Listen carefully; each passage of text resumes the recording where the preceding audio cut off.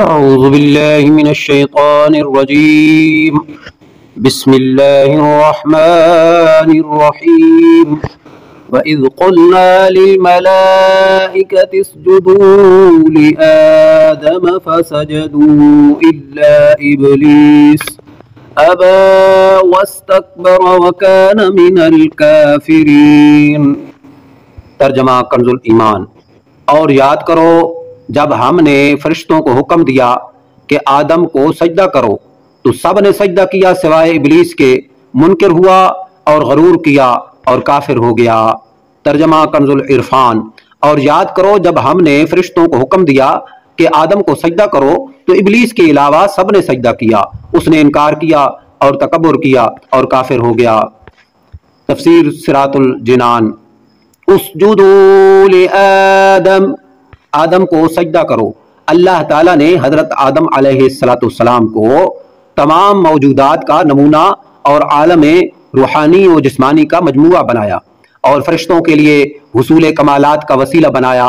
تو انہیں حکم فرمایا کہ حضرت آدم علیہ السلام کو سجدہ کریں، کیونکہ اس میں حضرت آدم علیہ السلام کی فضیلت کا اعتراف اور اپنے مقولہ اتجعل فیہا کی بہرحال تمام فرشتوں کو سجدہ کا حکم دیا گیا اور ملائکہ مقربین سمیت تمام فرشتوں نے سجدہ کیا.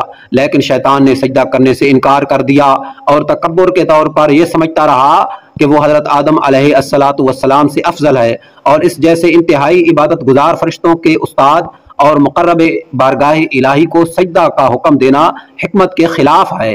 اپنے اس باطل عقیدے، حکم الہی سے انکار اور تعظیم نبی سے تکبر کی وجہ سے وہ کافر ہو گیا. حضرت آدم علیہ السلام اور ابلیس کا واقعہ قرآن پاک کی 7 سورتوں میں بیان کیا گیا ہے. سجدہ سے متعلق چند شرعی احکام.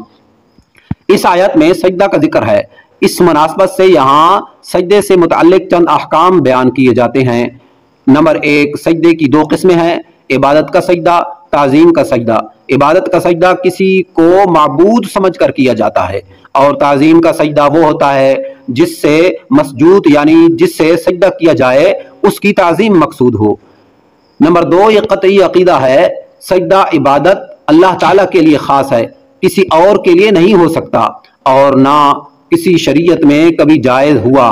نمبر 3، فرشتوں نے حضرت آدم علیہ السلام کو تعظیمی سجدہ کیا تھا. وہ باقاعدہ پیشانی زمین پر رکھنے کی صورت میں تھا، صرف سر جھکانا نہ تھا.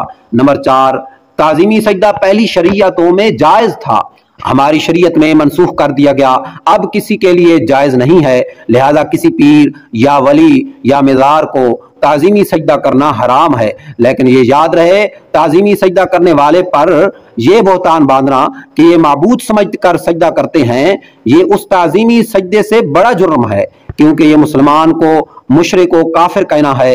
اعلیٰ حضرت امام احمد رضا خان علیہ رحمت الرحمن نے غیر اللہ کو تعظیمی سجدہ کرنے کے حرام ہونے پر ایک عظیم کتاب لکھی ہے، الزبدۃ الزکیہ فی تحریم سجود التحیہ. غیر اللہ کے لیے سجدہ تعظیمی کے حرام. یہ کتاب فتاوی رضویہ کی 22ویں جلد میں موجود ہے. اس کا مطالعہ کرنا انتہائی مفید ہے. تکبر کی مذمت. اس واقعہ سے معلوم ہوا کہ تکبر ایسا خطرناک عمل ہے کہ یہ بعض اوقات بندے کو کفر تک پہنچا دیتا ہے. اس لیے ہر مسلمان کو چاہیے کہ وہ تکبر کرنے سے بچے.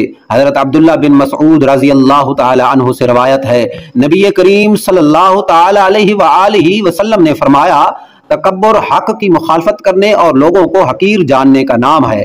مسلم کتاب الایمان. حضرت عبداللہ بن مسعود رضی اللہ تعالی عنہ سے روایت ہے، حضور اقدس صلی اللہ تعالی علیہ وآلہ وسلم نے ارشاد فرمایا، تکبر سے بچتے رہو، کیونکہ اسی تکبر نے شیطان کو اس بات پر ابھارا تھا کہ وہ حضرت آدم علیہ السلام کو سجدہ نہ کرے. ابن عساکر.